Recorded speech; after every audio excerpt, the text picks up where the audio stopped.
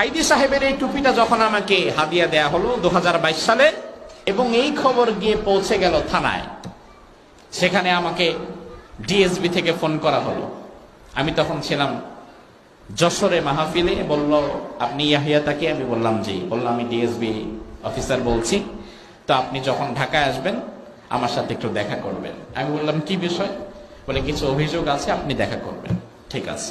যে টুপিটা আমার কাছে, এই টুপিটার দাম এত বেশি, আমি তো মনে করি আপনাদের কেউ যদি আমাকে 1 কোটি টাকার অফার করে, তবুও আমি আমার অন্তত এই টুপিটা কখনোই দিব না। কারণ 1 কোটি টাকা আবার কামানো যাবে, 1 কোটি টাকা পাওয়া যাবে, কিন্তু আল্লামা সাঈদীর পরিধান কিন্তু এই টুপি কি আর পাওয়া যাবে? এই টুপির দাম আমার কাছে অনেক বেশি, 1 কোটি টাকার চাইতে বেশি মূল্যবান আমার এই টুপি। ঠিক কিনা?